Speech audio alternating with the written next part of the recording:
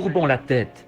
Dieu bien-aimé, nous te sommes reconnaissants ce soir de cette grande occasion qui nous est donnée de venir de nouveau au nom du Seigneur Jésus. Affronter notre ennemi, ton ennemi, ici sur le champ de bataille, avec la parole, pour le chasser du milieu de ton peuple, afin qu'il puisse voir ce soir, Seigneur, la lumière de l'Évangile.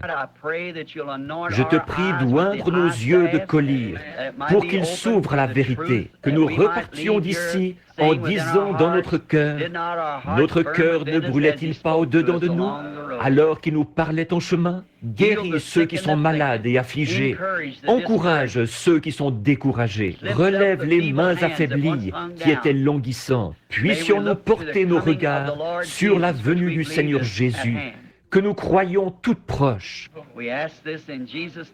Nous le demandons au nom de Jésus. Amen. Vous pouvez vous asseoir. Je vais tâcher d'être bref ce soir, parce que je sais que beaucoup d'entre vous sont venus de différentes régions du pays pour la réunion, ou sont restés pour ça. Certains de vous, et devront rentrer, auront peut-être un long trajet à faire pour rentrer. Et je vous en remercie. Ce matin, j'avais à cœur d'écouter prêcher Frère Neville. Je l'ai entendu prêcher bien des fois. Il n'y a pas une fois où je ne l'ai apprécié. Mais le message de ce matin tombait vraiment à point. Je sais que j'ai été conduit du Seigneur à écouter ça ce matin. Vraiment bien. Je comprends pourquoi vous aussi, vous aimez venir l'écouter. Et il vous sera toujours profitable, j'en suis sûr, de l'écouter. J'ai eu quelques entretiens aujourd'hui. J'essaye de me mettre à jour. Ce matin et cet après-midi, j'en ai encore beaucoup à faire. Et c'est Jéthro, je crois, qui a dit à Moïse à un moment donné, il a dit, « La charge est vraiment trop lourde pour toi. Alors, nous avons beaucoup de frères ici qui peuvent s'occuper de vos problèmes. Et ce sont tous des problèmes dignes d'attention et des choses dont il faut vraiment s'occuper. Je vous recommande donc notre pasteur, ou frère Mann, et les autres ministres d'ici qui croient comme nous. Vous pouvez aller les voir. Ils vous diront exactement ce qu'il faut faire. Pour certains, ce sont leurs enfants, des mariages mixtes ou des choses qui ne vont pas. Ces hommes-là peuvent vous venir en aide, autant que n'importe qui d'autre, parce que ce sont des serviteurs de Christ. Allez les voir, et je suis sûr qu'ils vous apporteront l'aide dont vous avez besoin. Je ne peux pas m'occuper de toutes les demandes. Il y en a tellement. Partout où on va, la pile est de plus en plus haute, voyez-vous. Et on voudrait s'occuper de toutes, seulement on ne le peut pas. Mais je ne cesse de prier que Dieu, d'une manière ou d'une autre, arrange tout ça pour vous. Maintenant, ce soir, nous voulons prendre dans les Écritures, lire un passage des Écritures tiré de Genèse, chapitre 3, et revenir un peu sur certaines choses dont nous avons déjà parlé dans le passé. Et nous verrons en repartant si le Seigneur Jésus aura bien voulu ajouter un peu à ce que nous savions. Je prie qu'il le fasse. Le serpent était le plus rusé de tous les animaux des champs que l'Éternel Dieu avait fait. Il dit à la femme, Dieu a réellement dit, vous ne mangerez pas de tous les arbres du jardin? La femme répondit au serpent, nous mangeons du fruit des arbres du jardin. Mais quant au fruit de l'arbre qui est au milieu du jardin, Dieu a dit, vous n'en mangerez point et vous n'y toucherez point, de peur que vous ne mouriez. Alors le serpent dit à la femme, vous ne mourrez point. Mais Dieu sait que le jour où vous en mangerez, vos yeux s'ouvriront et que vous serez comme des dieux, connaissant le bien et le mal. La femme vit que l'arbre était bon à manger et agréable à la vue, et qu'il était précieux pour ouvrir l'intelligence. Elle prit de son fruit et en mangea. Elle en donna aussi à son mari qui était auprès d'elle, et il en mangea. Les yeux de l'un et de l'autre s'ouvrirent, ils connurent qu'ils étaient nus. Et, ayant cousu des feuilles de figuier, ils s'en firent des ceintures. Que le Seigneur ajoute ses bénédictions à la lecture de sa parole. Maintenant, j'aimerais tirer de là mon sujet de ce soir, que j'intitulerai « L'Éden de Satan ». C'est une petite expression assez percutante, ça. L'Éden de Satan. C'est un peu dans le même genre que ce que je disais dimanche soir passé, je crois, quand je vous ai parlé ici du filtre d'un homme qui réfléchit et du goût d'un homme saint. Parfois, avec ces petites expressions choc, on en arrive à quelque chose. Elle nous incite à étudier, elle vous porte à lire la parole. Et c'est ce que je veux pour toute mon assemblée. L'homme ne vivra pas de pain seulement, mais de toute parole qui sort de la bouche de Dieu. Alors lisez la parole, étudiez-la, et étudiez-la avec les yeux de Dieu, afin de donner à votre intelligence la compréhension, savoir comment vivre en ce jour actuel. Maintenant, de venir ici ce soir, juste pour vous parler, dire, eh bien, je pourrais faire ceci ou cela. J'aime parler avec les gens. J'aimerais même rentrer à la maison avec chacun de vous ce soir. Dieu sait que c'est la vérité. J'aimerais rentrer à la maison avec chacun de vous et prendre le petit déjeuner avec vous demain matin et aller chasser l'écureuil avec vous demain après-midi. Voyez-vous, j'aimerais le faire, mais je ne le peux pas. Et j'aimerais rentrer à la maison avec vous, simplement m'asseoir et parler avec vous, m'asseoir sur le perron après la réunion et prendre le temps de converser avec vous. Vous parlez de votre bien-être et de Dieu. J'aimerais vraiment faire ça. Aux hommes et aux femmes qui sont ici, Dieu sait que j'aimerais le faire, mais je ne le peux pas. Voyez-vous, on est tellement tiraillé et sous tension. Et en cet âge de tension nerveuse où nous vivons, et je suis moi-même d'un tempérament nerveux. Aujourd'hui, je suis bien décidé, telle chose. Il faut absolument que je fasse ça. Et demain, c'est à milieu de mes préoccupations. Quelque chose est venu s'interposer, ce qui a fait ceci et cela. Et on a toutes les peines du monde à garder toute sa tête. Mais ce que je cherche à accomplir par-dessus tout, c'est de prêcher l'Évangile à l'Église et faire tout ce que je peux pour honorer Jésus-Christ en ce jour-ci, pendant que je suis ici sur terre et pour le temps qui me reste à vivre sur terre. Je suis venu pour essayer de vous dire quelque chose qui vous aidera, quelque chose. Je me suis mis à l'étude après être rentré à la maison ce matin. Qu'est-ce que je pourrais dire ce soir, Seigneur, pour aider ces gens en écoutant ce message puissant de ce matin que Frère Neville nous a apporté au sujet de... J'ai trouvé ça vraiment formidable, ce qu'il a dit là. Le médecin peut établir le diagnostic, mais l'homme qui arrive avec un plateau rempli d'aiguilles, c'est lui qui fait l'injection. Alors, j'ai trouvé que c'était vraiment une petite façon tout à fait savoureuse d'exprimer la chose. J'ai réfléchi là-dessus. Le sérum après le diagnostic. Alors, c'est une très bonne chose, ça. Je voulais vous parler de quelque chose, vous apporter quelque chose qui vous éclairerait sur la promesse de Dieu pour cet âge-ci. Voyez, quelque chose, non pas quelque chose que quelqu'un d'autre a été à une autre époque, mais quelque chose. Et alors que ces choses-là sont très bien, il nous arrive à tous de parler de ces choses. Mais j'ai pensé essayer, à l'aide des passages de l'Écriture que j'ai notés ici, d'attirer votre attention sur quelque chose qui pourrait vous éclairer, vous faire connaître, faire de vous un meilleur soldat sur le champ de bataille où vous combattez en ce moment, afin d'apprendre les tactiques de l'ennemi, pour que vous puissiez tout bloquer avant d'être touché. Voyez-vous, voilà l'essentiel, c'est d'apprendre à éviter les coups autant que possible. Alors, maintenant, considérons pendant quelques minutes, ce grand jour de péché où nous vivons maintenant. Je ne crois pas qu'il n'y ait jamais eu un jour, d'après tout ce que j'ai lu de l'histoire, il y a eu des jours de plus grande persécution où partout les enfants de Dieu étaient mis à mort. Mais de voir la tromperie de l'ennemi, jamais nous n'avons connu un jour comme celui où nous vivons maintenant. C'est le jour où la ruse et la tromperie sont plus fortes que jamais. Et quand je vois ça, ce qui me vient à l'esprit, c'est que le chrétien doit être plus vigilant aujourd'hui qu'il ne l'a jamais été dans aucun âge. Bon, si on remonte à l'époque où Rome persécutait l'Église, si un chrétien faisait une faute, on l'envoyait à l'arène et on le donnait en pâture au lion ou quelque chose du genre. Quand on découvrait qu'il était chrétien, qu'il le confessait, mais son âme était sauvée parce qu'il était un croyant en Dieu, d'une foi pure et sans mélange, et qu'il avait volontiers scellé son témoignage par son sang, alors que les veines laissaient s'écouler ou les déchirures de son corps, que le sang s'en répandait. Il laissait monter ce cri avec une foi si loyale. Il disait: « Reçois mon esprit, Seigneur Jésus. » Mais maintenant, la ruse du diable maintenant, c'est de faire croire aux gens qu'ils sont chrétiens alors qu'ils ne le sont pas. C'est ça qui arrive.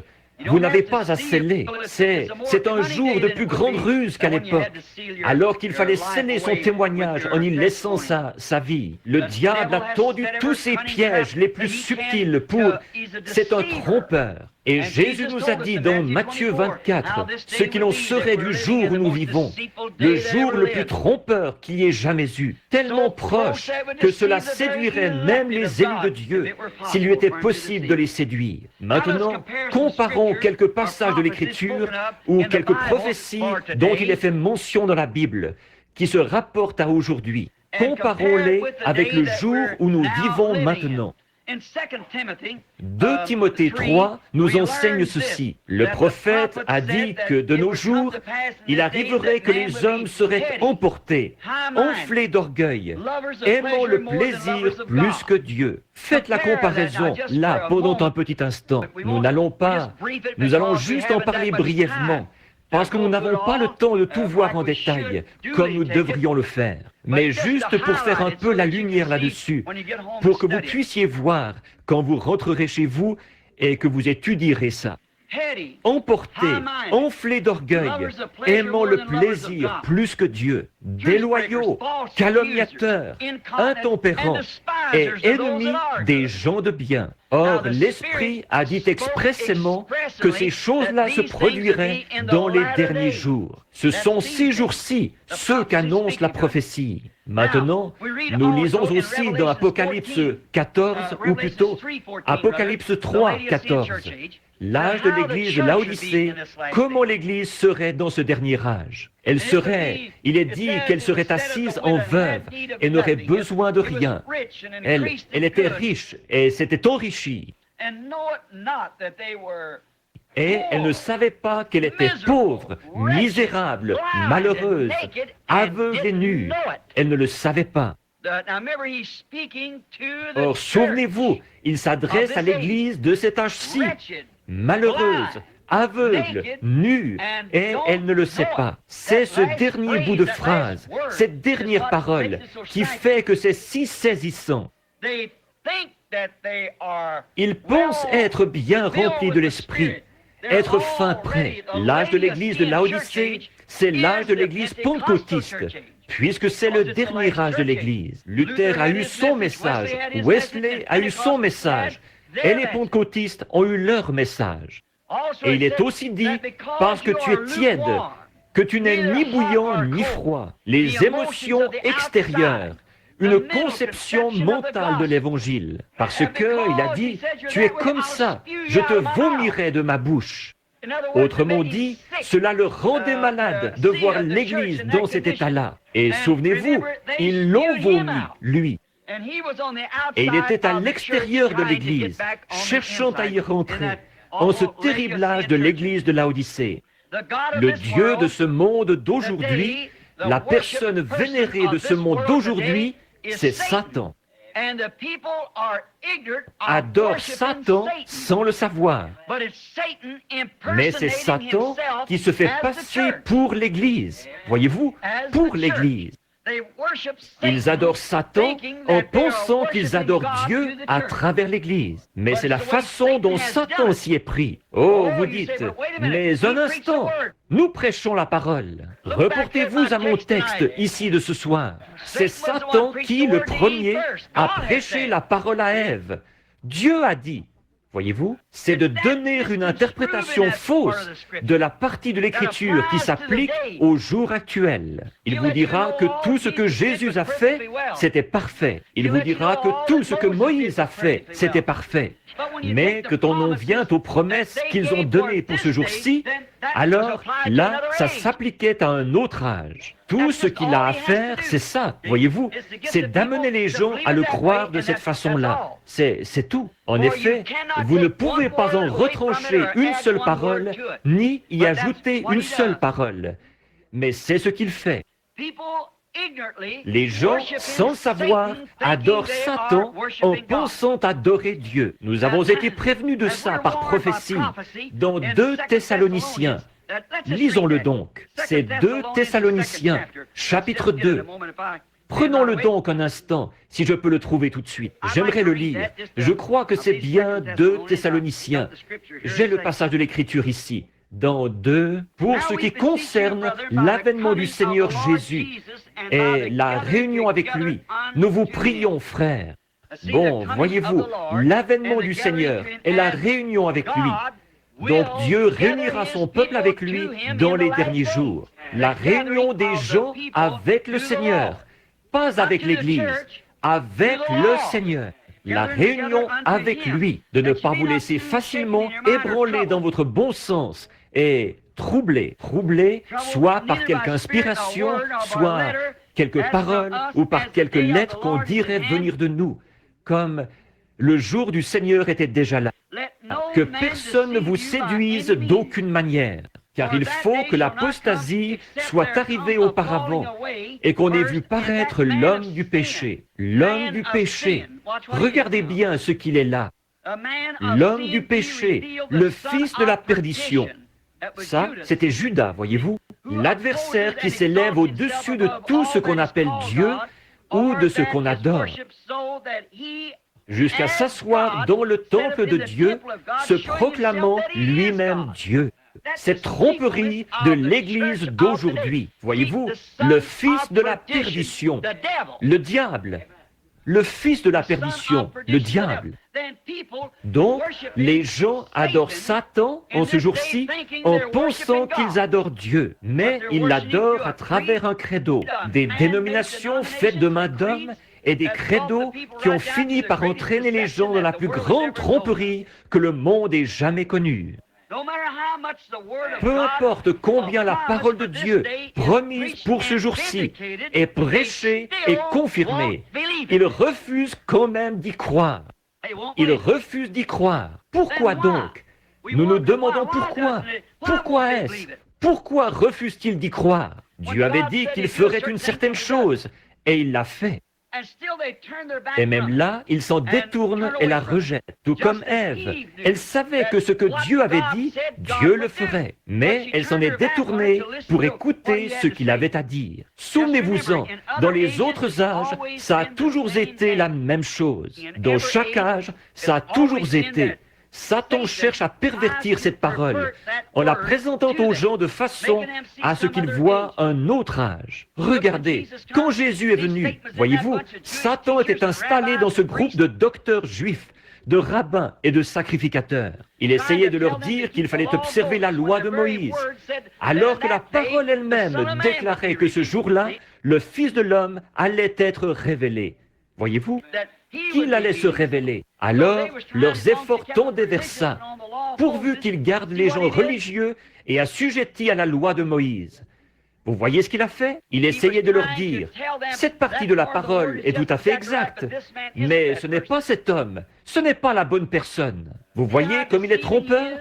C'est vraiment ce jour de grande tromperie. Ça a toujours été, et c'est pareil maintenant. Satan établit son royaume sur la terre. C'est précisément pour ça qu'il agit ainsi. C'est parce qu'il veut établir son propre royaume.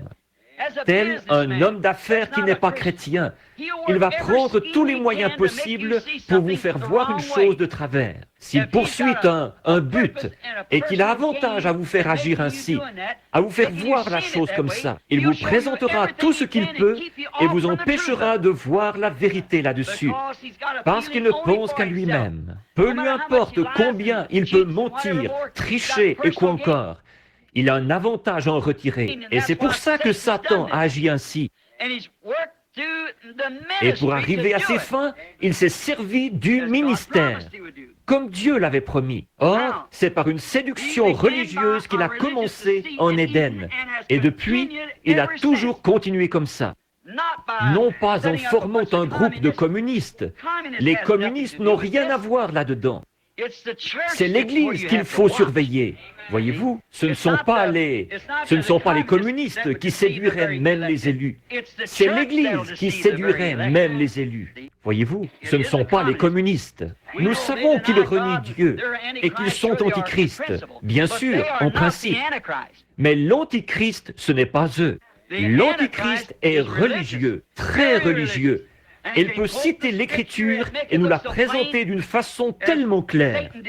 C'est ce que Satan a fait là-bas au commencement. Il a tout cité bien correctement. Dieu a dit, vous ne mangerez pas de tous les arbres du jardin. Voyez-vous, il la cite bien correctement. Elle a dit, oui, nous pouvons manger de tous les arbres du jardin, mais il y a un arbre au milieu du jardin dont Dieu a dit qu'il ne fallait pas manger, car ni même y toucher, parce que le jour où nous le ferions, ce jour-là, nous mourrions. Il a dit, oh, sûrement que vous ne mourrez pas. Mais je vais te dire pourquoi Dieu a dit ça. C'est parce que, voyez-vous, il a cité cette vérité. Vous voyez? Il a dit, alors vos yeux s'ouvriront et vous connaîtrez le bien et le mal. Vous serez comme Dieu à ce moment-là. Si vous arrivez à faire ça, c'est exactement ça qu'il veut faire. Et c'est exactement ce qu'il cherche à faire aujourd'hui. La même chose. Il s'est agi de séduction religieuse au tout début, en Éden, et depuis, ça a toujours été pareil. Du temps d'Adam, c'était de la séduction. Du temps de Noé, c'était de la séduction. Du temps de Jésus, c'était pareil. Et maintenant, c'est pareil. Le même moyen, une tromperie religieuse. Maintenant, si nous remarquons la terre, quand Dieu avait la haute main sur elle. Or, quand Dieu avait la haute main sur elle. Ensuite, quand Satan a pris possession en rejetant la parole de Dieu. Dieu, à un moment donné, avait la haute main sur la terre. Il l'a placée sur son orbite, il l'a disposée pour qu'elle soit fonctionnelle. Il a tout fait. Il avait la haute main sur elle. Maintenant, nous allons comparer ça avec après, quand elle est tombée aux mains de Satan. Or, Dieu a mis 6000 ans. Il ne lui a pas fallu autant de temps, mais il y a mis ce temps-là, 6000 ans, parce qu'il nous est enseigné qu'un jour au ciel correspond à 1000 ans sur terre. Aussi, c'est en 6000 ans ou en 6 jours que Dieu a fondé la terre. Dieu a mis 6000 ans à la fonder, à l'ensemencer de bonnes semences, et que tout produise selon son espèce. Tout doit être produit selon son espèce. Toutes ces semences étaient bonnes, elles devaient donc produire selon leur espèce. Dieu a mis 6000 ans. Finalement, quand il a eu terminé, et finalement, le quartier général de la terre a été établi dans un lieu magnifique, situé à l'est de l'Éden, appelé le Jardin d'Éden. Dieu a établi le quartier général du monde dans le Jardin d'Éden, en Égypte. C'est à l'extrémité est du jardin que se trouvait le quartier général. Et comme maître des lieux, il a désigné son fils et l'épouse de son fils pour gouverner tout ça. C'est exact. C'est ce que Dieu a fait. Il leur a confié la direction entière. Il pouvait parler au vent et ceux-ci cessaient de souffler. Il parlait à tel arbre et il se déplaçait d'ici à là.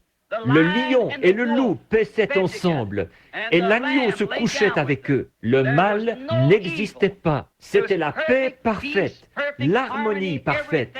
Tout était parfait. Et quand Dieu avait la haute main sur la terre, et remarquez, il avait vu à ce que son monde, il avait vu à ce que tout y fonctionne bien. Il avait vu à ce que tout progresse bien. Tous se nourrissaient de végétaux. Rien n'allait mourir, rien n'allait se gâter, rien n'allait se perdre. Rien. C'était tout simplement parfait. Et, à la tête de tout ça, il a placé ses enfants bien-aimés, son fils et sa fille, un mari et sa femme pour diriger. Dieu était tellement satisfait et il s'est reposé de toutes ses œuvres le 7e jour. Il a sanctifié ce 7e jour, en a fait son sabbat. En effet, Dieu a contemplé l'ensemble, Après avoir mis 6000 ans à modeler et à préparer, à créer tout ça, il a dressé les montagnes et par les volcans, il a projeté les montagnes vers le ciel. Et toutes ces choses qui ont été produites au cours des éruptions, il l'a fait sécher et tout était tel qu'il l'avait disposé. Et c'était un endroit magnifique. Il n'y avait rien de comparable à ces glorieux paradis de Dieu. Et les dinosaures gigantesques et tout ce qui s'y mouvait, tous les grands animaux, ils étaient inoffensifs, ils étaient doux comme un chaton, ils étaient exempts de tout, pas de maladie, pas de peine, pas un seul germe porteur de maladie sur terre. Oh, quel endroit! Les grands oiseaux volaient d'arbre en arbre. Adam les appelait par leur nom. Ils venaient se poser sur son épaule et lui roucouler à l'oreille. Et, oh, quel endroit merveilleux Dieu avait là. Ensuite, il a produit un des attributs qui provenaient de son propre corps. Dieu a des attributs dans son corps. Par exemple, vous êtes un attribut de votre Père. Et si vous remarquez, vous étiez dans le grand-père du grand-père de votre grand-père. Mais là, disons, nous allons nous en tenir à, disons, vous et votre Père. Bon, vous n'aviez connaissance de rien quand vous étiez dans votre Père. Le germe de vie provient du mâle. Le mâle a la cellule de sang. La femme a l'ovule. Donc, et c'est la cellule de sang qui renferme la vie. Et alors, quand vous étiez dans votre Père, en fait, vous n'en saviez rien. Mais n'empêche que la science et la parole de Dieu prouvent que vous étiez dans votre Père. Seulement, vous n'en saviez rien. Mais votre Père, là, il désirait ardemment vous connaître. Et grâce à son union intime avec votre mère, alors il était donné à votre Père de vous connaître. Maintenant, vous êtes l'attribut de votre Père. Vous lui ressemblez, et certaines parties de votre corps ressemblent à votre Père. Or, il en était de même pour Dieu au commencement. Chaque fils de Dieu et chaque fille de Dieu était en Dieu au commencement. Vous ne vous en souvenez pas en ce moment, mais vous y étiez. Il le savait, et il voulait que vous existiez sous une forme qui lui permettrait de prendre contact avec vous, de parler avec vous et de vous aimer, de vous serrer la main. Ne voudriez-vous pas que votre propre fils, n'est-ce pas un grand jour quand votre fils rentre à la maison et s'assied à table? Quand il revient du champ de bataille ou quelque chose, couvert de cicatrices, vous allez préparer le dîner, vous allez tuer le veau gras ou quoi encore, et vous mettre en frais pour lui. C'est votre propre chair et votre propre sang. Et il était en vous. À ce moment-là, vous ne le connaissiez pas, mais vous saviez qu'il était là. De même, Dieu savait que nous nous retrouverions ici. Mais ce qu'il a fait, il nous a placés dans une chair pour qu'un contact puisse être établi. Afin que lui puisse établir le contact, il est devenu l'un de nous. Quand il est devenu Jésus-Christ, le Fils de Dieu lui-même, la plénitude de la manifestation de Dieu. Donc, c'était ça le dessein de Dieu, d'exprimer ses attributs dans la communion fraternelle. Quand j'étais dans mon Père, je n'en savais rien. Mais quand je suis devenu son fils et que je suis né de lui, j'étais un attribut, une partie de mon Père. Et vous êtes une partie de votre Père. Et à titre d'enfant de Dieu, nous sommes une partie de l'attribut de Dieu qui était en lui, qui a été fait chair comme lui a été fait chair, pour que nous puissions être en communion les uns avec les autres, comme une famille de Dieu sur la terre. Et c'était ça le dessein de Dieu au commencement. Oui, monsieur, c'est ça que Dieu voulait au commencement. Il avait la haute main sur tout. Il a placé l'homme dans le jardin d'Éden et lui a donné le libre arbitre. Il a dit, « Mon fils, c'est à toi. » Quel endroit magnifique! Dieu était tellement satisfait là qu'il est allé se reposer de toutes ses œuvres. Aucun arbre ne produisait des épines ou des chardons. Aucune baie ne poussait sur un arbuste épineux. Tout était parfait. Toutes les semences étaient parfaites. Tout était en parfait état. Alors, quand il est allé se reposer un peu, son ennemi est entré en douce avec sa séduction.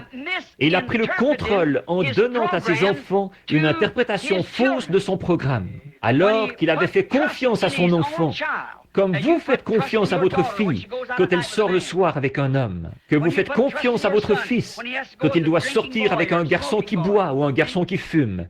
Voyez-vous, il avait fait confiance à son fils, qu'il ne ferait rien de mal et qu'il resterait fidèle à chacune de ses paroles. Mais l'ennemi est entré en douce, comme le petit malin aux cheveux brillantinés, qui sortirait votre fille et qui se conduirait mal avec elle. Ou la femme qui sortirait avec votre fils. Et la même chose, voyez-vous, il est entré en douce. L'ennemi de Dieu est entré en douce. Il a donné à Ève une interprétation fausse de la parole. Maintenant, c'est par cette chute qu'il a pris possession du jardin d'Éden. Et ce l'est acquis. Il en a pris possession. Et voilà maintenant 6000 ans qu'il règne par sa tromperie. Il séduit les gens, les enfants de Dieu, comme il l'avait fait à ce moment-là. En effet, il leur avait été donné le libre arbitre, leur permettant d'agir comme ils le voulaient, et croyant qu'ils agiraient correctement, ou espérant qu'ils agiraient correctement. Mais voilà qu'ils n'ont pas agi comme il faut. Ils ont vendu leur droit d'aînesse, comme Ésaü l'a fait, pour ce monde. Et Satan a remporté la victoire, et il en a pris possession. Et il a eu 6000 ans pour construire son Éden, comme Dieu a eu 6000 ans pour achever son Éden à lui. Et c'est par la séduction de la parole, ou des gens, qu'il a maintenant établi son propre Éden sur cette terre, dans le péché. L'Éden de Dieu a été établi dans la justice. L'Éden de Satan est établi dans le péché. Parce que Satan est le péché. Dieu est la justice. Et le royaume de Dieu a été établi dans la justice, la paix et la vie. Et Satan, il établit le sien dans le péché et le péché religieux. Remarquez la façon dont il s'y est pris pour séduire. Sa tromperie. Ça s'est passé comme il l'avait dit. Il avait promis de faire ça. Est-ce que quelqu'un le savait? Prenons dans Ésaïe, si vous voulez, quelques-uns des versets que j'ai ici. Je devrais en citer plus, je suppose. Prenons Ésaïe, chapitre 14, un petit instant, et voyons ce que Satan avait dit ici. Un petit instant. Dans Ésaïe 14, nous allons le lire. Observez ce que ce personnage a fait. Ésaïe 14, à partir du verset 12. « Te voilà tombé du ciel, astre brillant, fils de l'aurore. Tu es abattu à terre, toi, le vainqueur des nations. Tu disais en ton cœur, je monterai au ciel, j'élèverai mon trône au-dessus des étoiles, c'est-à-dire des fils, des étoiles de Dieu.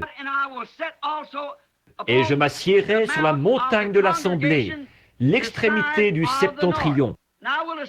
Et je monterai sur le sommet des nues, et je serai semblable au Très-Haut. Maintenant, comparez ça ici avec les autres versets que nous avons pris dans Thessaloniciens tout à l'heure, où il disait, il est assis dans le temple de Dieu, s'élevant au-dessus de tout ce qu'on appelle Dieu, jusqu'à être adoré comme Dieu sur la terre. Voilà le Dieu de ce monde dont je vous ai parlé dans ma prédication de dimanche passé. Le voici aujourd'hui, avec sa séduction. Cette heure perfide, ce temps terrible où nous vivons, c'est le temps le plus glorieux de tous les âges, parce que nous avons de nouveau devant nous le grand millénium. Nous avons de nouveau devant nous l'Éden. Par contre, nous sommes en plein dans l'âge où toute la séduction et toutes les tactiques qu'il a jamais utilisées et avec lesquelles il a réussi à séduire, il les a toutes rassemblées et s'est donné plus de force. Et le voici maintenant comme Dieu. Alors qu'il prend la place de Dieu, il est religieux. Il peut citer l'Écriture et vous annoncer l'Écriture exactement comme Satan l'a fait à Ève dans le jardin d'Éden. Mais tout ce qu'il a à faire, c'est d'en mettre une seule partie, d'ouvrir cette brèche par laquelle la doctrine pernicieuse du diable pourra s'infiltrer, comme le filtre de l'homme qui réfléchit, dont nous parlions l'autre soir. Donc, il a dit qu'il s'élèverait au-dessus du Très-Haut. Il monterait au-dessus des nues et des étoiles. Et il s'assiérait là comme Dieu. Il serait au-dessus du Très-Haut. Et il a réussi à mettre ses menaces à exécution. Certainement qu'il a eu énormément de succès à mettre ses menaces à exécution. En effet, dans tous les âges, les gens l'ont laissé déprécier par ses explications la parole de Dieu promise pour cet âge-là. C'est exactement comme ça qu'il s'y est pris. Dans tous les âges, il l'a déprécié par ses explications. À l'époque de Noé, il a expliqué qu'il était impossible qu'il pleuve du ciel, car il n'y a pas de pluie là-haut. Son grand évangile scientifique qu'il a prêché dans le jardin d'Éden, il pouvait envoyer des instruments jusqu'à la Lune et prouver qu'il n'y avait aucune humidité là-haut. Seulement Dieu avait dit qu'il y aurait de la pluie, mais Satan a réussi et il a empoisonné l'esprit des gens par une recherche scientifique qui déclarait que la chose n'était pas faisable. Mais elle s'est faite. Dieu avait dit qu'elle se ferait et elle s'est faite. Effectivement. Maintenant, à l'époque de Jésus, il a fait la même chose. De nouveau, il a empoisonné l'esprit des gens par sa séduction. Voyez-vous, en donnant une interprétation fausse de la parole. Si tu es le Fils de Dieu, maintenant laisse-moi te voir agir en conséquence. Jésus n'a pas fait le bouffon pour lui. Jamais il ne l'a fait. Dieu n'est pas un bouffon. Il n'a pas à exaucer aucune des demandes de Satan. Il n'avait qu'à. Jésus a dit, il est écrit, tu ne vivras pas, l'homme ne vivra pas de pain seulement, mais de toute parole qui sort de la bouche de Dieu. Voyez-vous, il n'avait pas à faire le bouffon à cause de lui. Il n'avait pas à faire du pain. Il aurait pu en faire. Mais il aurait écouté le diable. Alors, il n'avait pas à écouter le diable. De nouveau, c'est le péché religieux, comme au commencement, tellement trompeur. Observez-le bien, là. Il ne s'agit pas simplement du vieux péché de tous les jours, de commettre l'adultère et de s'énivrer, et de prendre le nom de Dieu en vain. Il ne s'agit pas de ça. Non, vous vous souvenez, il y a des années, beaucoup d'entre vous qui venez ici depuis longtemps, vous vous souvenez de ma prédication quand j'avais prêché sur les désillusions au jugement. La prostituée, elle ne sera pas déçue là-bas. Elle sait où elle s'en va. L'ivrogne ne sera pas déçu là-bas. Le contrebandier d'alcool, celui qui joue à des jeux d'argent, le menteur, le voleur, ce n'est pas lui qui va être déçu, mais c'est cet homme qui pense être dans le vrai. Là voilà la désillusion. C'est cet individu qui est venu dire, « Seigneur, n'ai-je pas prêché l'évangile? N'ai-je pas chassé des démons par ton nom ?» Jésus a dit, « Retirez-vous de moi, vous qui commettez l'iniquité. Je ne vous ai même jamais connu. » Là voilà la désillusion. Voyez-vous, cette tromperie. C'est ce que je ne cesse de... C'est à cause de ça que je suis si mal compris. Ce n'est pas parce que je veux être différent des autres. Je ne veux pas être différent. Mais je dois être honnête. J'ai un message. Il doit être transmis aux gens. C'est à cause de ça que c'est si mal compris par les gens. Ils pensent que je suis contre tout le monde. Si seulement ils savaient, je suis pour tout le monde. Et je fais tout ce que je peux pour leur apporter la vérité exactement, comme elle a été placée dans mon cœur, et telle qu'elle a été inscrite dans la Bible, ici. Et Dieu prouve que c'est la vérité. Alors, il n'y a rien à faire. Alors, ou bien il la regarde en face, ou bien non. Voyez-vous, ils ne veulent pas voir ce qu'il en est, parce qu'ils ont déjà tout vendu. Ils ont vendu leur droit d'aînesse à une organisation, à une dénomination, une tentative, leur droit d'aînesse, d'aller au ciel en se reposant sur une religion organisée. Et c'est Satan qui est le chef de tout ça. Dieu n'a jamais eu de religion organisée. Jamais. Et ils vendent tout pour ça. Alors un groupe d'hommes, ils interprètent la parole et déclarent qu'elle veut dire ceci et qu'elle veut dire cela. Dieu n'a pas besoin d'interprète. Il s'occupe lui-même de l'interpréter. Il n'a besoin de personne d'autre pour lui dire comment procéder. Il est souverain. Il a dit de quelle façon il procéderait. Et c'est comme ça. Il doit tenir sa parole. Voici les signes qui accompagneront ceux qui auront cru. C'est exactement ce qu'il voulait dire. Tout ce qu'il a annoncé comme devant se produire, il a annoncé ce qu'il arriverait en ces derniers jours, qu'il allait faire certaines choses. Et il les a faites. Il n'a pas à demander à qui que ce soit si c'est le moment ou pas. Il sait quel est le moment. Et quel est le plan? Maintenant, Satan, ce trompeur, tel qu'annoncé dans Matthieu 24, 24, avec tant de séduction. Maintenant, nous voyons que par ses programmes évangéliques, la connaissance, une meilleure instruction, une éthique supérieure, la civilisation et tout, il a ensorcelé les gens qui veulent servir Dieu au point qu'ils croient à son mensonge. Ève ne voulait pas faire ça, mais il lui a montré qu'elle y trouverait plus de sagesse. Elle ne savait pas, elle voulait savoir. Elle ne comprenait pas, mais elle voulait comprendre. Et Dieu lui avait dit de ne pas chercher à comprendre. Comment pourrais-je comprendre aucune de ces choses? Je ne peux pas les comprendre. Je les crois. Je n'ai pas besoin de les comprendre. Dieu, c'est la foi et non la compréhension. Nous croyons ce qu'il a dit. C'est tout. Maintenant, comparez l'Éden de Dieu avec celui de Satan maintenant. Après ces 6000 ans où il a perverti l'interprétation véritable de la parole de Dieu promise pour l'âge. Maintenant, faisons la comparaison et voyons où nous en sommes. Par exemple, ce qu'il a fait à l'Église à l'époque de Christ, de Jésus. Il a essayé d'empêcher les loyaux fils de Dieu de connaître la vérité. Ça, c'est à Dieu. Dieu a placé ses fils ici, ses attributs, pour qu'ils soient en communion avec lui, en écoutant sa parole à lui. Qu'est-ce qui se passerait si votre père vous disait que vous soyez un fils loyal de votre père et qu'il vous dise « Mon fils, ne va pas te baigner dans cette eau, parce qu'il y a des alligators dans cette eau. » Et qu'un individu se présente après et vous dise « Sûrement qu'une belle eau comme celle-là, il n'y a pas d'alligator là-dedans. » Maintenant, qui allez-vous écouter? Si vous êtes un vrai fils, vous allez écouter votre papa.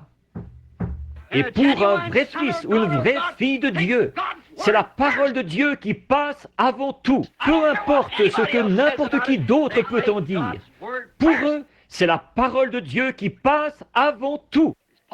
Il y a du poison dans la coupe et ils le croient. C'est par la foi en toute sa parole, ces semences, qu'a été produit un Éden de sainteté, d'amour et de vie éternelle. C'est ce que l'Éden de Dieu a produit, la sainteté. Ce qui a été produit, c'est un Éden de sainteté, d'amour, de compréhension, de perfection et de vie éternelle. Voilà ce que Dieu sème, sa parole, sa semence. C'est ce que son Église sera à la fin. Elle sera pareille. Remarquez, voici une pensée. Ne l'oubliez pas. J'y reviendrai à un autre moment ou dans un autre message. Mais vous savez, Dieu a dit que chaque semence produise selon son espèce. Est-ce que c'est bien le commandement de Dieu? Alors, ça sert à quoi qu'un prédicateur ou que n'importe qui d'autre essaye de faire dire autre chose à cette parole? Voyez-vous, chaque parole de Dieu est une semence. Jésus l'a dit, une semence qu'un semeur a semée. Alors, si Marc 16 est la parole de Dieu, cela produira selon son espèce. Si Malachie 4 est la parole de Dieu, cela produira selon son espèce. Et toutes les autres promesses doivent produire selon leur espèce. Voyez-vous Satan ici, sous son déguisement, lui, il cherche à dire, ça, non, ce n'est pas ainsi. Comprenez-vous? Voyez-vous, Satan dit, oh, ça ne s'applique pas à notre jour. Ça, c'était pour une autre époque. Ça, ce n'est même pas ça que ça veut dire. Chaque semence doit être produite selon son espèce. C'est la façon dont Dieu a établi son Éden. Pas vrai? Et voici, c'est la façon dont Dieu établit son Église. Chaque parole selon son espèce. L'homme ne vivra pas de pain seulement, mais de toute parole qui sort de la bouche de Dieu. Voyez, Satan, lui, il va prendre autre chose. Mais Dieu a dit, chaque semence selon son espèce. Si la promesse dit, voici les signes qui accompagneront ceux qui auront cru. Maintenant, l'Église dit, adhérez à l'Église, récitez le credo, apprenez le catéchisme.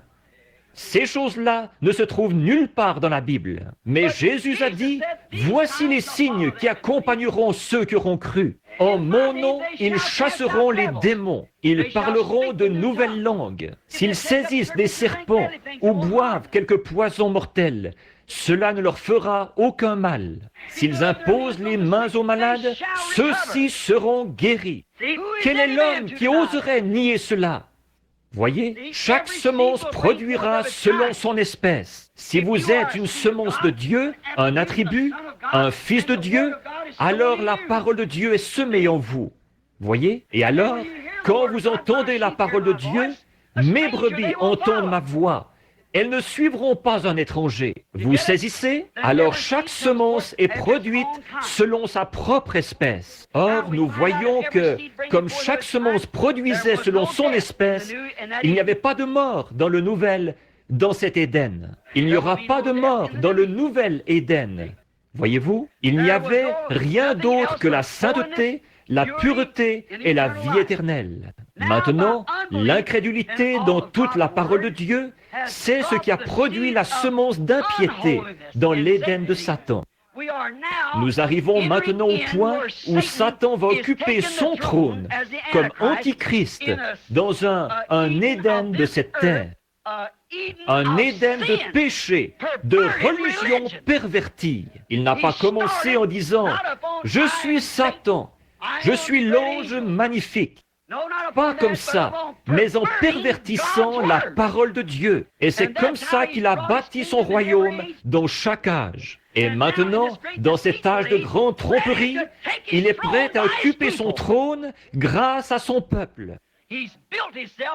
Il s'est bâti un Éden intellectuel, instruit, scientifique.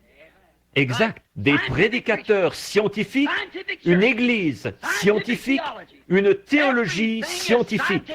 Tout est scientifique. Tout repose sur la connaissance. L'église entière est bâtie sur la connaissance. Elle n'est pas bâtie sur la foi. Un jour, je suis allé tenir une réunion à l'église d'un certain homme. C'était une grande salle, dans l'ouest, un homme très bien. Il niait ces choses dont nous parlons, mais pourtant il était, je l'aimais bien, un homme très bien, un homme âgé. Quand son assemblée est sortie, il y avait environ 6000 places assises dans la salle. Quand son assemblée est sortie, à la réunion de l'après-midi, environ 1500 personnes. C'étaient tous des intellectuels bien habillés. Je suis resté assis là à les observer. Cet homme avait prêché un très bon sermon. Ensuite, il a demandé si quelqu'un voulait accepter Christ, de simplement lever la main. Et personne n'a levé la main. Et une femme a fini par lever la main. Il a dit, « Très bien, vous êtes chrétienne à présent. » Et il s'est occupé de la faire baptiser. Et puis, quand il est sorti, il a consacré un bébé. Il a embrassé le petit bébé et a fait une prière pour lui. Et il a laissé partir les gens. Quand son assemblée est sortie, c'étaient tous des gens bien, érudits, instruits. Là, je suis resté tout près pour serrer la main à cet homme et lui souhaiter bonne chance comme il sortait. Et à ce moment-là, mon groupe est entré. On ne pouvait pas les laisser entrer pendant que son groupe était là. Le mien est arrivé en fauteuil roulant, sur des civières, en camisole de force, des aliénés et tout le reste. Vous voyez la différence ? C'est ça. Voilà la chose dont je parle. Voyez-vous? Voyez-vous, c'est quelque chose de différent. Alors que, par une connaissance scientifique, vous pouvez produire un évangile compréhensible, par lequel celui qui croit en Jésus-Christ, ne sera pas condamné. Voyez-vous? Mais voici les signes qui accompagneront ceux qui auront cru. Voyez-vous? Il omet d'inclure ça. Voyez-vous? Elle a cru en Jésus-Christ. Elle est sauvée.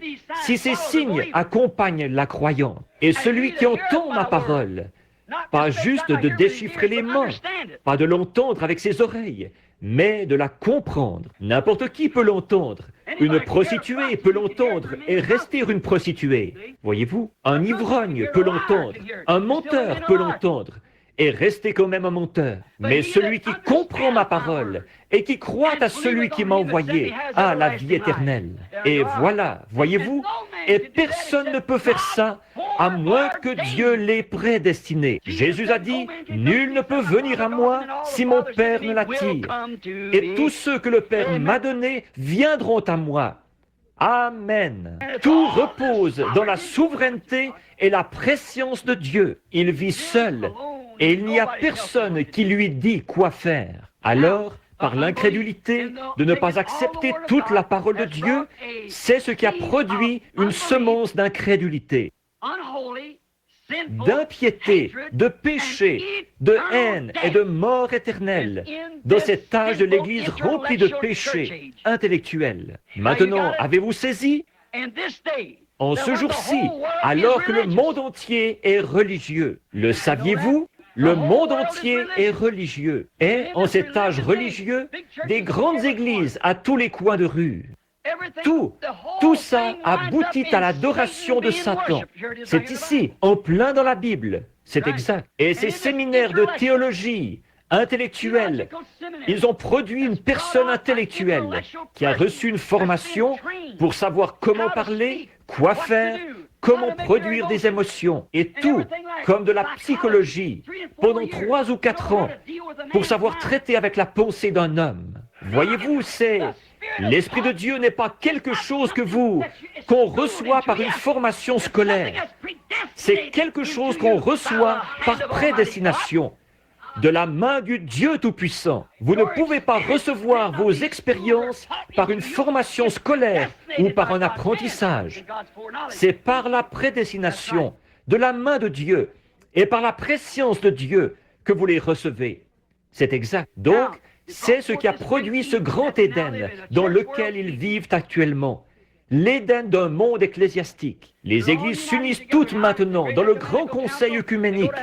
Elles vont former l'Église mondiale. Toutes vont se réunir sous un seul chef, alors que Satan sera mis sur un trône. Exactement. Et le dernier appel est lancé pour atteindre l'épouse avant qu'elle n'entre là-dedans. Car une fois là-dedans, elle a pris la marque de la bête et est condamnée. Elle n'en sortira jamais. C'est pour cette raison qu'il est dit, « Sortez du milieu d'eux, mon peuple », avant que tout cela aboutisse là-dedans, avec lui. Voyez-vous? Sortez du milieu d'eux et séparez-vous. Donc la haine, la mort et la séparation éternelle d'avec Dieu dans cet Éden. La convoitise, la souillure, la perversion. Comment? En semant la mauvaise semence. Ça me rappelle la vision que j'ai eue avant que je rencontre les pentecôtistes pour la première fois, de cet homme qui parcourait la terre, habillé en blanc. Vous m'avez entendu la raconter bien des fois. Et quelqu'un est venu derrière lui. Il semait des semences de discorde. Mais il a bel et bien remporté la victoire dans Ève, dans le jardin d'Éden, par la convoitise d'Ève pour le péché. La convoitise pour Ève du péché. Donc, si Ève a eu soif de connaissance, c'était un péché. Et nous, quand nous avons soif de connaissance, que nous voulons avoir un doctorat en philosophie, un doctorat en droit, c'est un péché, ça. Ce sont des déclarations fracassantes, mais c'est la vérité. Peu importe combien c'est fracassant, c'est quand même la vérité. Voyez-vous, d'avoir soif de connaissance, de comprendre. Ce qu'il y a aujourd'hui, c'est que nous ne cherchons pas à établir la parole de Dieu dans le cœur des gens. Nous cherchons à nous établir nous-mêmes. Les églises cherchent à établir la doctrine de l'Église dans le cœur de la personne.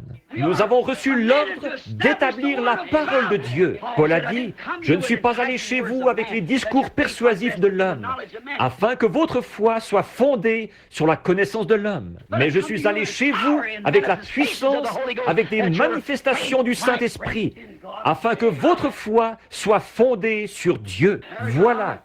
L'homme ne doit pas s'établir lui-même. C'est ce que nous trouvons parmi.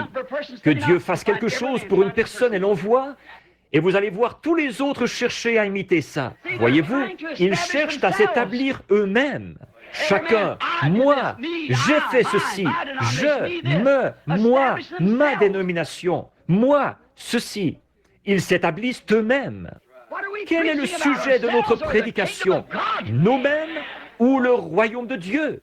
Établir la parole de Dieu, retirer l'incrédulité du cœur de l'homme et y établir le royaume de Dieu. Et le royaume de Dieu ne peut pas être établi dans le cœur d'un homme, à moins que Dieu ait conçu cet homme ainsi. Il ne peut pas être établi dans... Et souvenez-vous, ce qui est trompeur là-dedans, c'est que l'homme pense être dans le vrai. Il y a telle voie qui semble droite à un homme. Tout être intellectuel semble être dans le vrai. Comme je vous le racontais un dimanche, il y a quelques semaines, quand je me suis tenu près de mon bébé mourant, Satan était là qui me disait, il y a ton papa qui est mort dans tes bras l'autre soir. Il y a ta femme qui est étendue à la morgue. Et ici, il y a ton bébé qui s'en va. Et tu lui as demandé de t'exaucer. Il a baissé le rideau devant toi. Maintenant, et pourtant, il est un Dieu bon. Et pourtant, tu disais qu'il était un guérisseur qui soutient ce que tu disais être vrai, tu as tort. Oh, tout le raisonnement, toutes les facultés mentales ne pouvaient faire autrement que de reconnaître que c'était vrai. Et il avait raison jusque-là. Et il avait aussi raison quand il a dit à Ève, « Vos yeux s'ouvriront et vous distinguerez le bien et le mal. Et vous serez comme des dieux à cause de ça, en distinguant le bien et le mal. » En effet, Dieu ne les avait pas encore laissés se rendre compte qu'ils étaient nus. Alors, il savait qu'ils distingueraient le bien et le mal. Et il avait raison. Mais vous voyez, c'était contraire à la parole de Dieu. Et c'est pareil pour les ministres qui vont dans les séminaires, apprendre une théologie faite de main d'homme. Ça peut sembler vrai. Ça peut être une bonne façon de comprendre la chose, mais c'est faux. Nous n'avons pas besoin de la comprendre. Nous la croyons parce que c'est ce que Dieu a dit. Et ça règle la question pour toujours. Toute la chose, c'est comme ça qu'il faut la croire. Oh, combien Ève avait soif d'avoir un doctorat en philosophie. Voyez-vous, combien elle avait soif d'être plus intelligente qu'elle ne l'était. Remarquez la similitude. L'homme et sa femme. Maintenant, remarquez, l'homme et sa femme, tous deux étaient nus dans le jardin d'Éden, l'Éden de Dieu. Maintenant, je vais conclure. J'avais dit que je ne vous garderais que quelques minutes. Regardez, observez là, alors que je conclus. Maintenant, comparez ceci.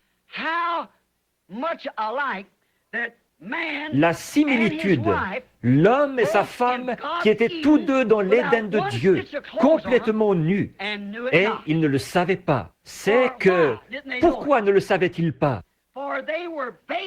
C'est qu'ils étaient voilés à leur sens de la nudité par le voile saint du Saint-Esprit. Ils pouvaient se regarder l'un l'autre et ils ne savaient pas qu'ils étaient nus. Ils étaient voilés par le Saint-Esprit. La sainteté. Ils étaient voilés. Le voile de Dieu, encore aujourd'hui, peut regarder sans convoiter. Il détourne la tête. C'est un voile saint, voyez-vous, un voile saint. Dieu tenait leurs yeux. Ils étaient tous les deux. L'un était un homme et l'autre était une femme. Et ils ne savaient pas qu'ils étaient nus, parce que la sainteté de Dieu tenait leurs yeux voilés.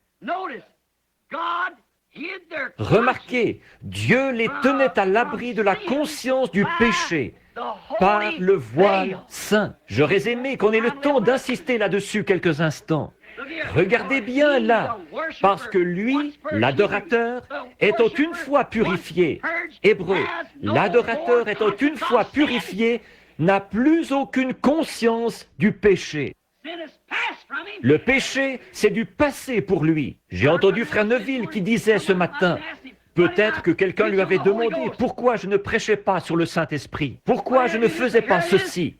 Voici ce qu'il en est. Le Saint-Esprit, c'est l'action en vous. C'est une vie, pas une émotion, pas un genre de preuve charnelle. Mais c'est une personne, Jésus-Christ, la parole de Dieu, établie dans votre cœur, pour vivifier chaque parole qui s'applique à cet âge-ci.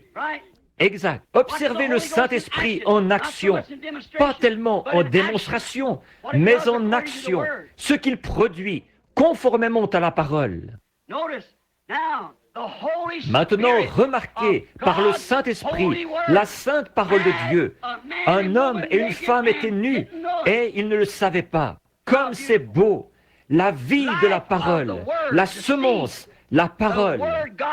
Dieu a dit, il y a un arbre au milieu du jardin, la femme. Au milieu du jardin, il y a cet arbre. N'y touche même pas, car le jour où tu en mangeras, ce jour-là, tu mourras. Ils étaient couverts d'un voile saint, empêchés de voir. Ils ne savaient pas du tout ce qu'il en était.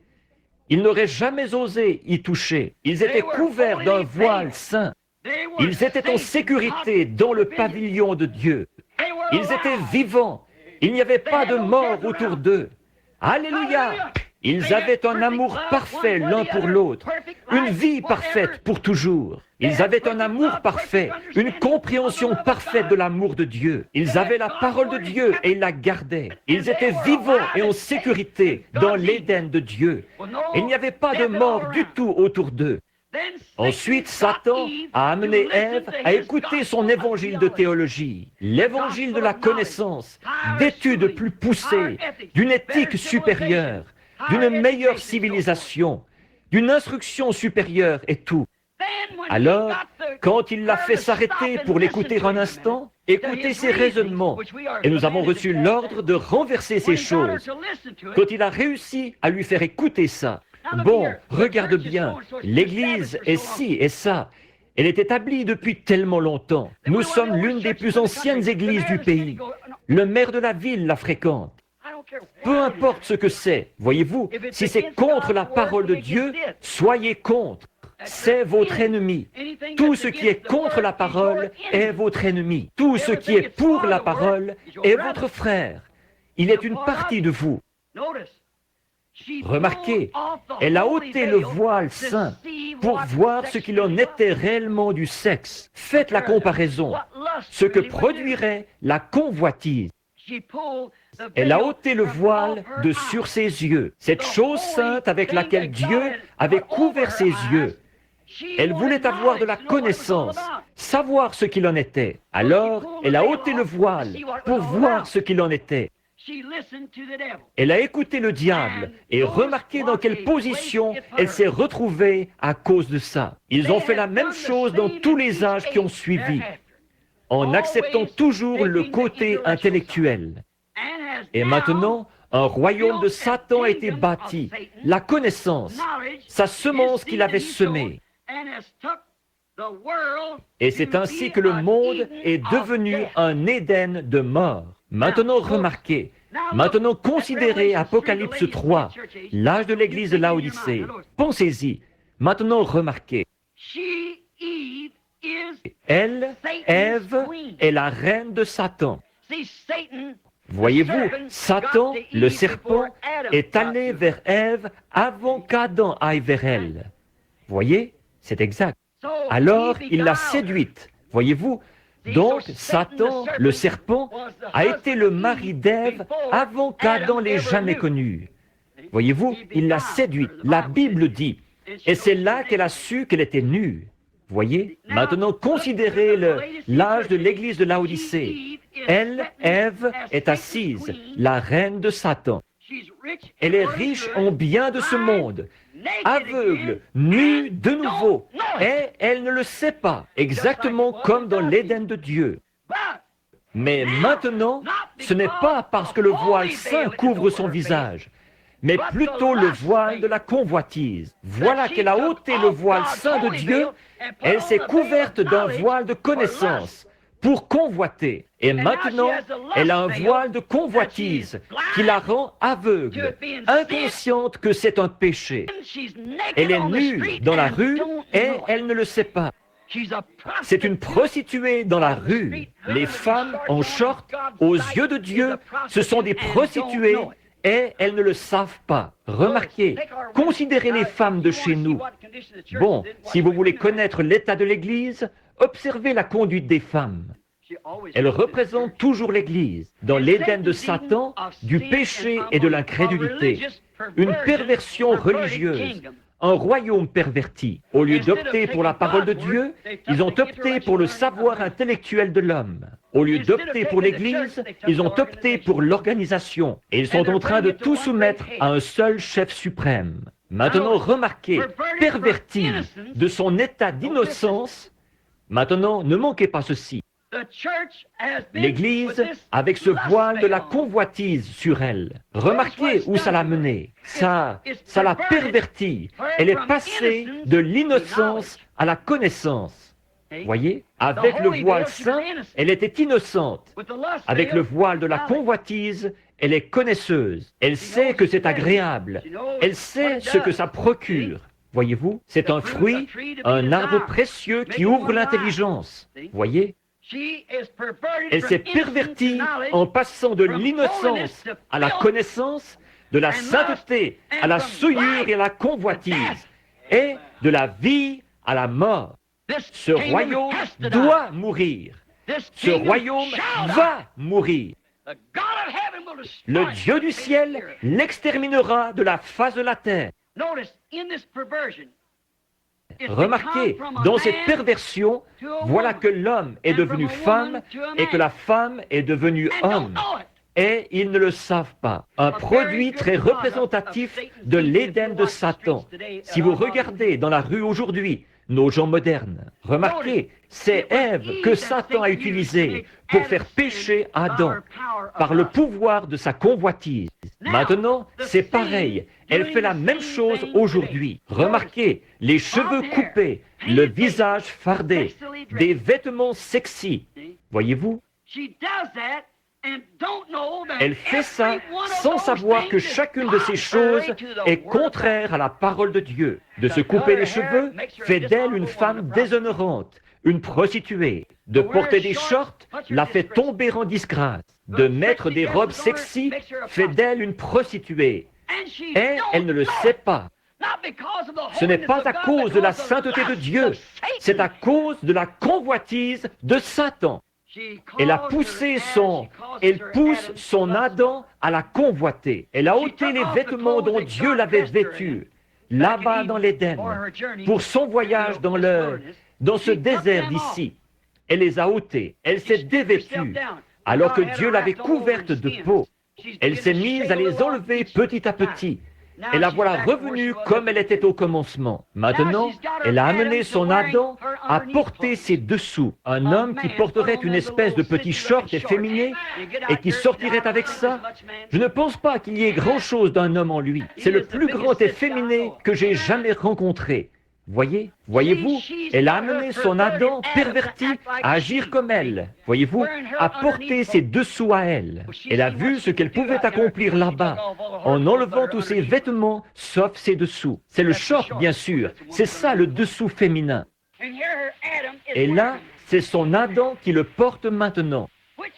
Et selon la parole originelle de Dieu, c'est une abomination pour une femme de mettre un vêtement d'homme, et pour un homme de mettre un vêtement de femme, d'après la parole originelle. Pensez un peu à ça. Maintenant, le voilà maintenant qui porte aussi une frange de cheveux comme elle. Il les ramène sur son front, il met un bigoudi. C'est bien un des spectacles les plus dégoûtants que j'ai vus de ma vie, de voir de ces jeunes là aujourd'hui avec la frange qui leur descend sur le front, comme ceci, et les cheveux teints, décolorés, avec un genre de solution de peroxyde. Ils se décolorent les cheveux et les enroulent sur des bigoudis pour faire une frange. Espèce de grand efféminé, c'est terrible de dire ça du haut de la chair, mais le jugement commence par la maison de Dieu. Vous ne savez même pas si vous êtes homme ou femme. Et il paraît que notre armée américaine va bientôt porter le short. C'est exact. Voyez-vous la perversion? C'est un vêtement de femme. Il porte une frange de cheveux comme elle.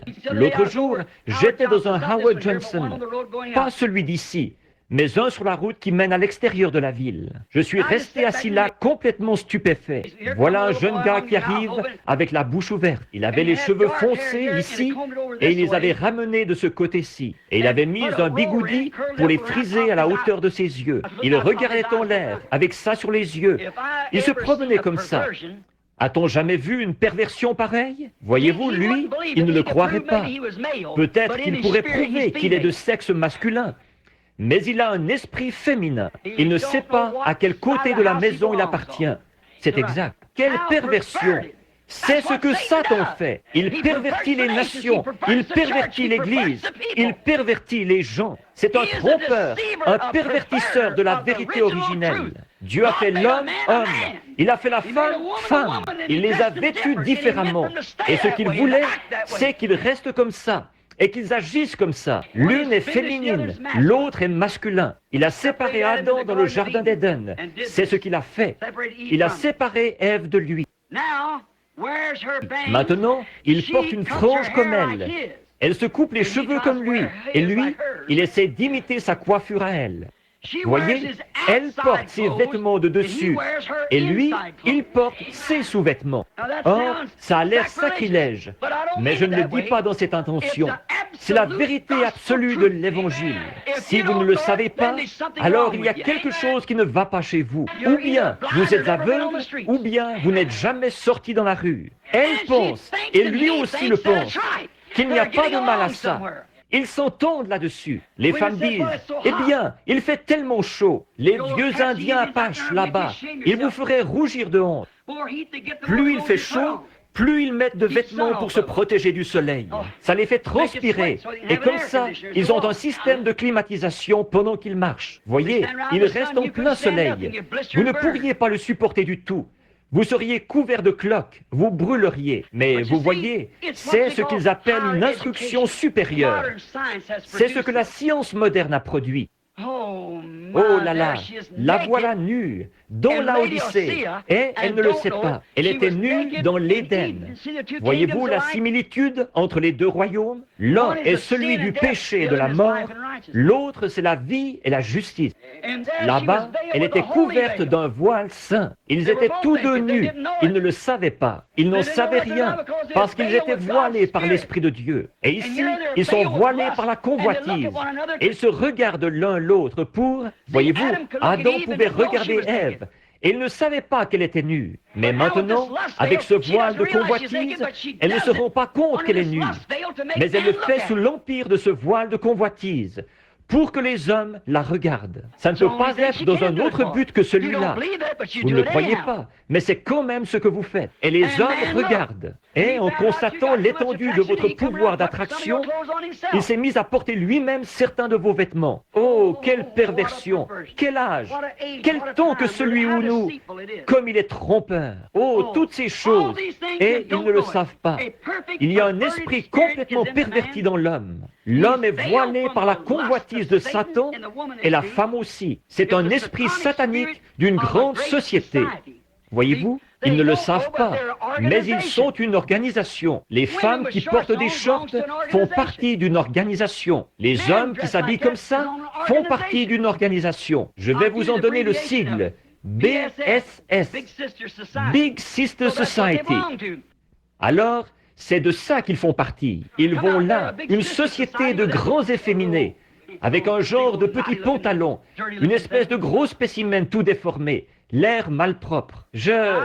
Les hommes, vous n'êtes peut-être pas d'accord avec moi là-dessus, mais c'est la vérité. Vous avez été pervertis et vous ne le savez pas. Vous n'agissez plus comme des hommes.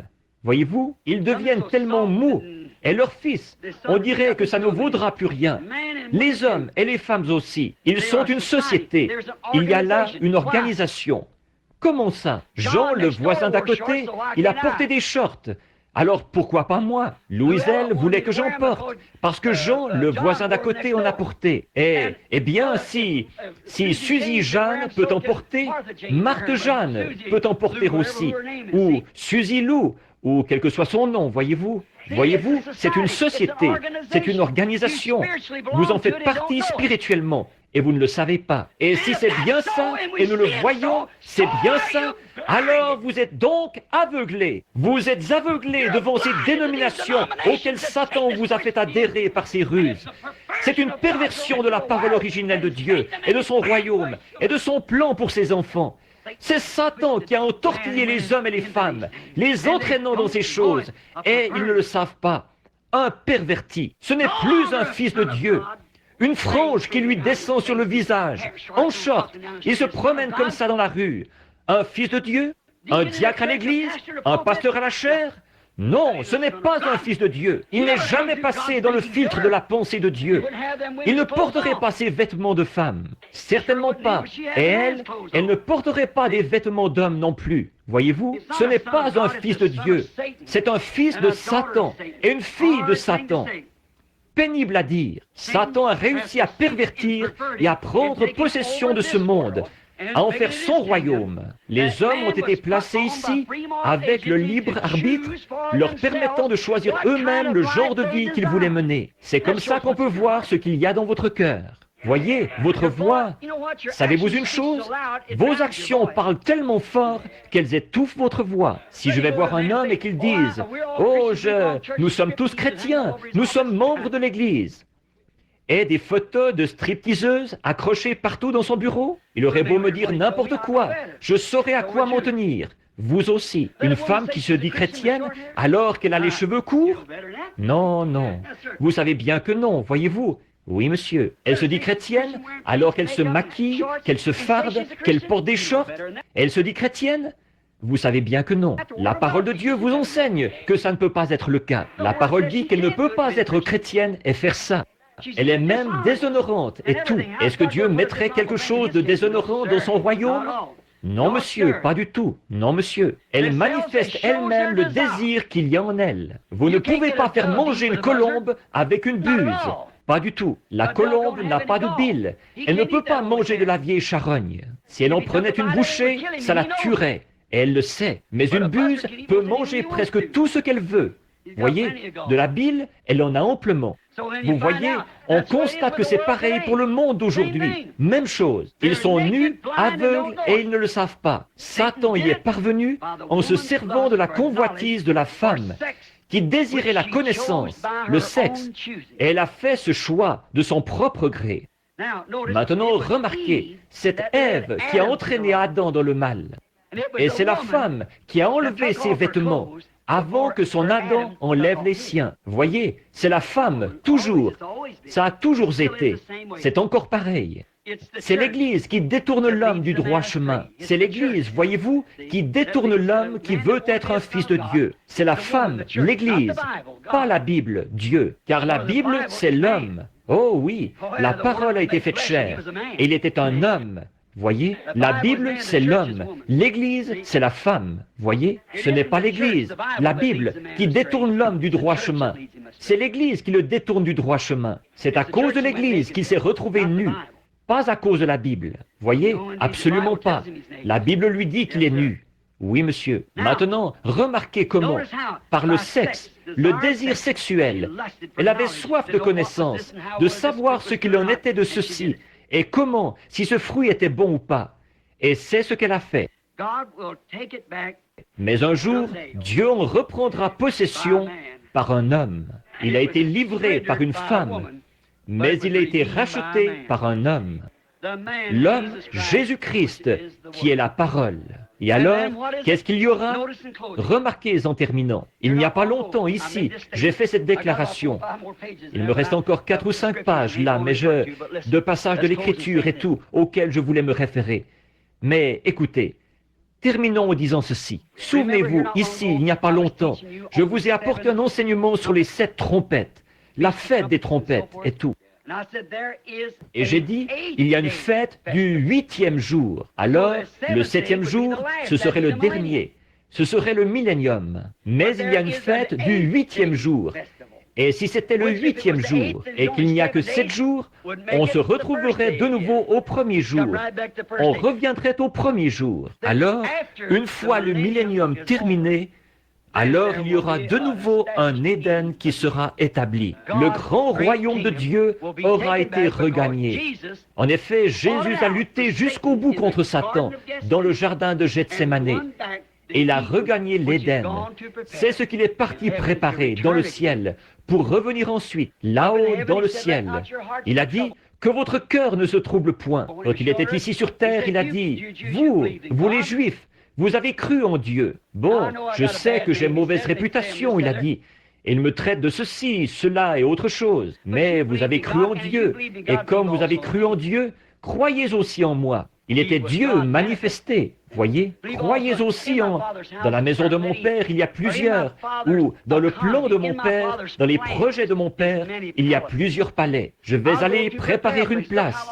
Regardez quelles en sont les dimensions. 1500 000 carrés. Dites, où est-elle? Il est parti la préparer. Il est un créateur. Il crée tout cet or. Les rues sont transparentes. Il est un créateur. Il prépare une place. Dans Apocalypse 21, il a dit, « Et moi, Jean, je vis descendre du ciel, d'auprès de Dieu, la ville sainte, la nouvelle Jérusalem. » La mer n'était plus. Le premier ciel et la première terre avaient disparu. Nos premiers cieux, qu'est-ce que c'était? C'était le millénium. La première terre, qu'est-ce que c'était? C'était celle-ci. Elle sera renouvelée, tout comme elle a été baptisée par Noé au jour de sa prédication. Elle a été sanctifiée par Christ, qui a répandu son sang sur elle. Elle sera renouvelée, débarrassée de tous les microbes et de tout le reste, lors du renouvellement à la fin, par un baptême de feu, qui tuera tout microbe, toute maladie, toute affection, toute saleté qui ait jamais existé sur terre. Elle surgira, une nouvelle terre paraîtra. Puis je vis un nouveau ciel et une nouvelle terre. Le premier ciel, cette première terre avait disparu, et la mer n'était plus. Et moi, Jean, je vis descendre du ciel, d'auprès de Dieu, la ville sainte, la nouvelle Jérusalem. Là, Dieu sera avec ses attributs véritables, ses fils et ses filles. Là où il pourra communier avec eux dans la sainteté, leurs yeux aveugles à tout péché. À partir de ce moment-là, il n'y aura plus jamais de péché. Faisons tous nos efforts. Ne soyez pas séduits en ce jour-ci, mais efforcez-vous d'entrer par la porte, car tous ceux qui seront laissés dehors seront impudiques, convoiteurs. Quiconque regarde une femme pour la convoiter a déjà commis un adultère avec elle. Tous ceux dehors seront les femmes de mauvaise vie, les hommes de mauvaise vie et tout. Et seulement ceux qui sont rachetés et qui se trouvent dans le livre de vie de l'agneau entreront par la porte. Alors, efforcez-vous, mes amis. Ne soyez pas séduits en ce dernier jour. C'est une époque de grandeur. Tout le monde a de l'argent. Tout le monde peut faire ceci et tout le monde peut faire cela. Et l'argent qui rentre de partout, et les grosses voitures et tout. Il n'y en aura pas une seule dans cette ville-là. Il n'y aura pas une seule voiture, pas un seul avion. Non, ce sera une civilisation complètement différente. Ce sera de nouveau une civilisation, non pas de connaissance, non pas de science, mais d'innocence et de foi dans le Dieu vivant. Efforçons-nous d'y entrer. En effet, c'est là mon seul but. C'est d'entrer un jour dans cette ville et de me retourner tout simplement, vous voir venir avec moi, chacun de vous, marchant au pas, alors que nous chanterons « Quand les élus traverseront ». Je veux être du nombre. Quand les élus traverseront. Prions, cher Père Céleste, comme les jours arrivent à leur fin et que nous voyons que c'est tout près, que la promesse est près de se réaliser. Nous te prions, Dieu bien-aimé, d'imprimer cela sur nos cœurs pour que nous ne fassions pas d'erreur.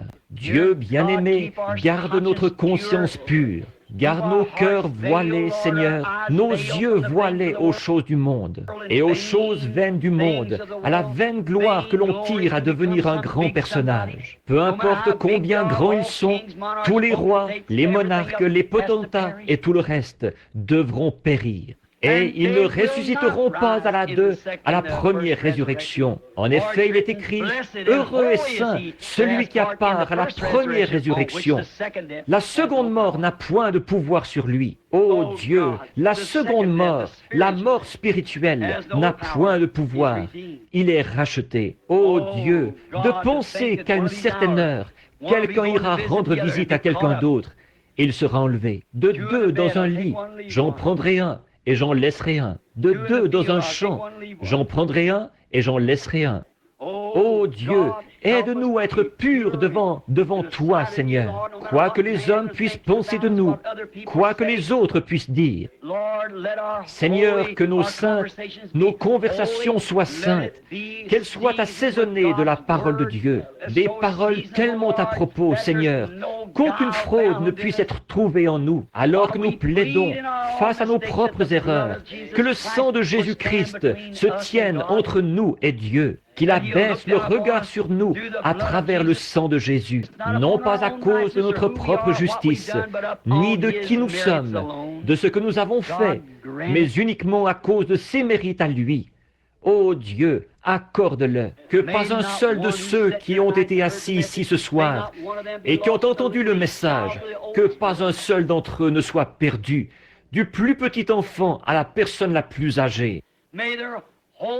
Que leur saint désir se porte uniquement vers Dieu et sa parole.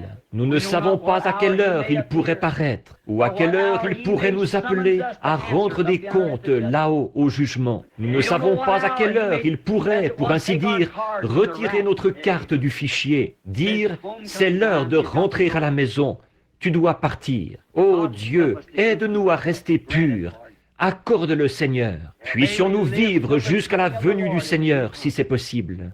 Puissions-nous faire tout en notre pouvoir, avec amour et compréhensif, comprenant que Dieu cherche partout dans le monde aujourd'hui pour trouver toutes les brebis perdues. Puissions-nous avoir pour ces gens des paroles assaisonnées de prière, d'amour et de la parole de Dieu, afin de pouvoir trouver cette dernière brebis, pour que nous puissions rentrer à la maison et quitter ce vieil Éden de Satan ici-bas, Seigneur.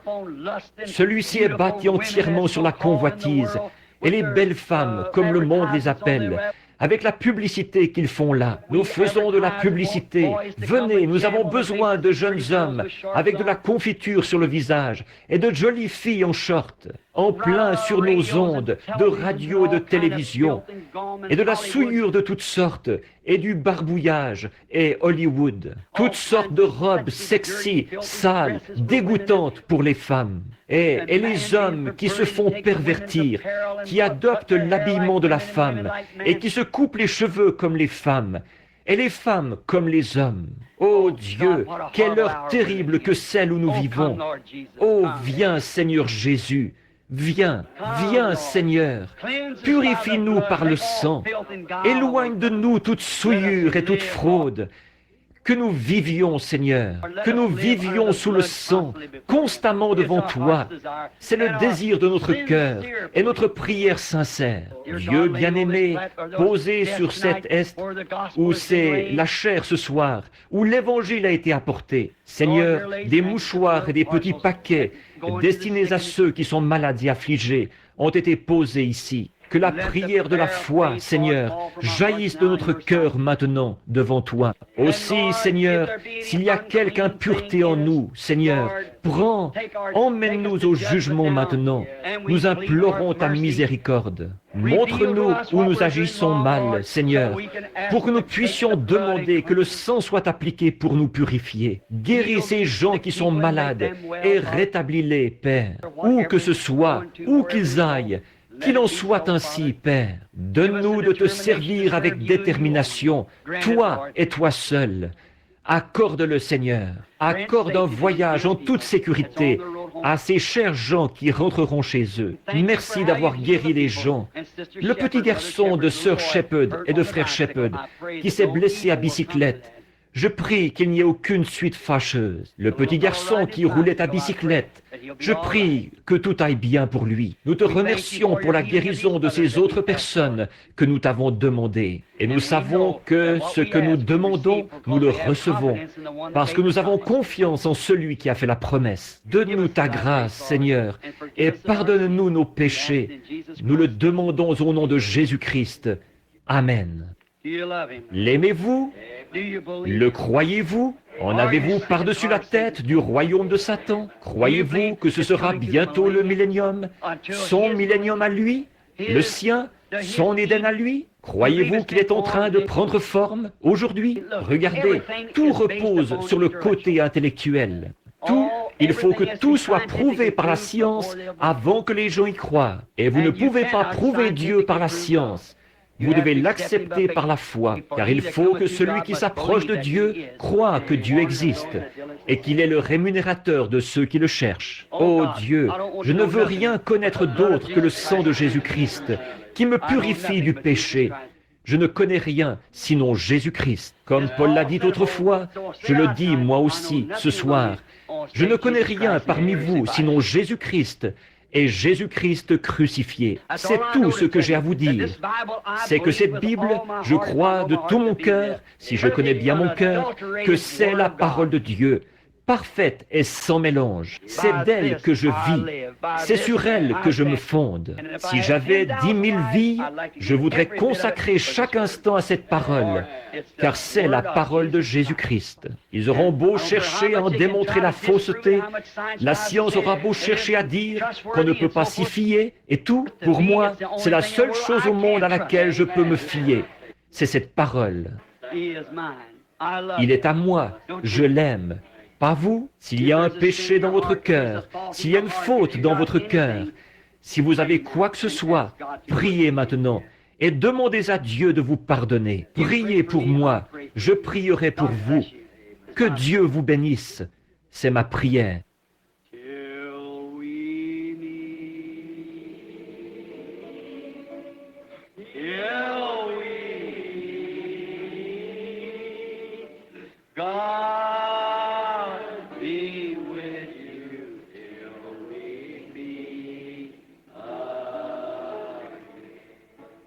Vous aimez-vous les uns les autres?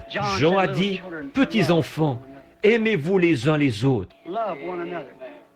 Aimez-vous les uns les autres, car l'amour couvre une multitude de péchés. Maintenant, serrons-nous la main les uns les autres.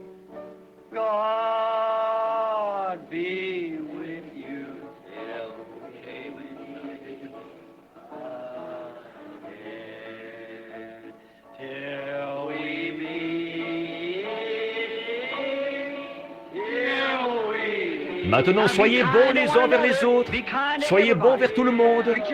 Conduisez-vous correctement vers votre prochain. Demeurez sans tâche jusqu'à ce que Jésus vienne.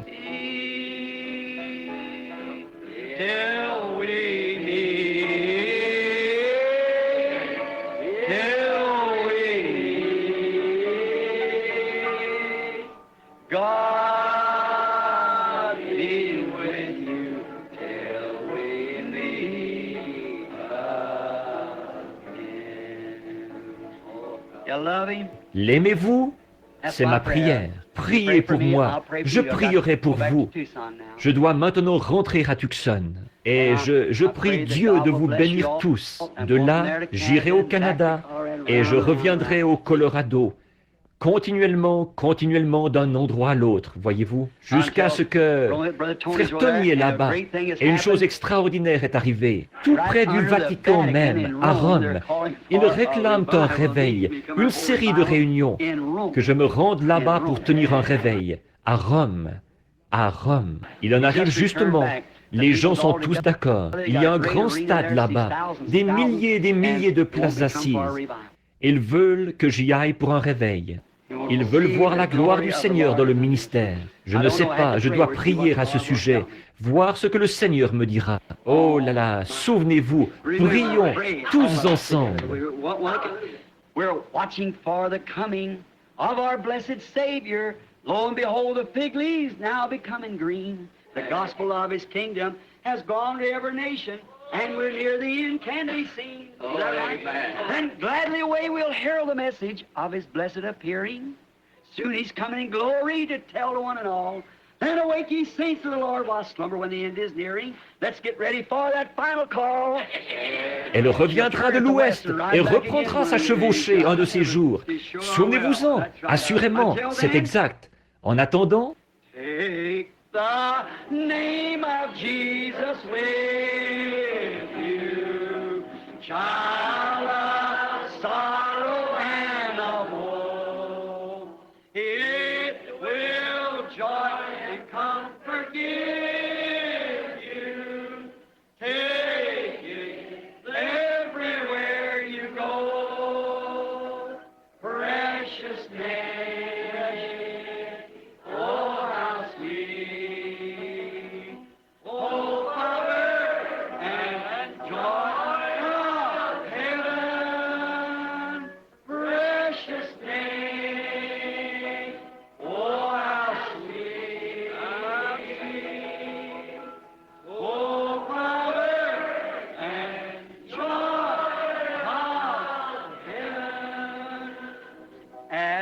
The name of Jesus bowing, falling, prostrate at His feet.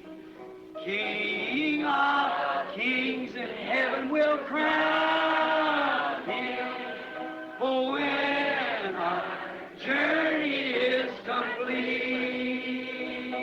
precious name, oh, how sweet, oh, power and joy of heaven, precious name, oh, how sweet,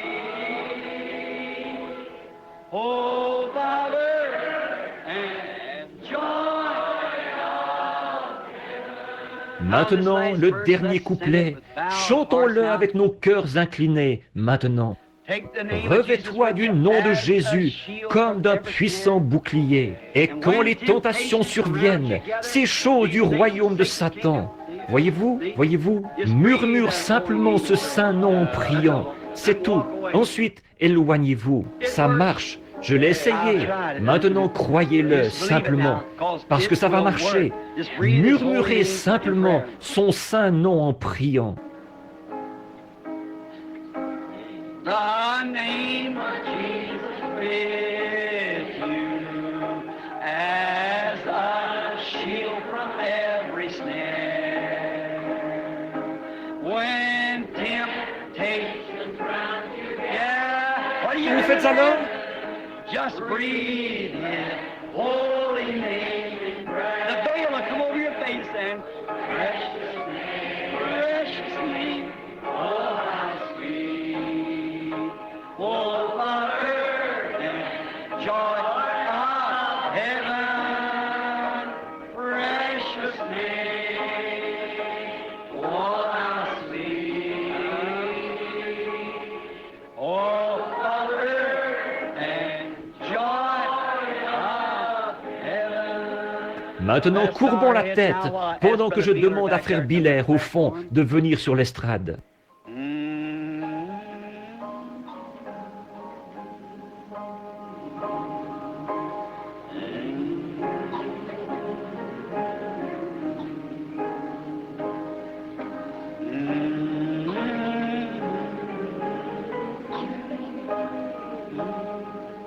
Just breathe His holy name in prayer. Si vous voulez bien terminer, frère Biller, si vous voulez bien terminer par la prière ce soir, Precious name,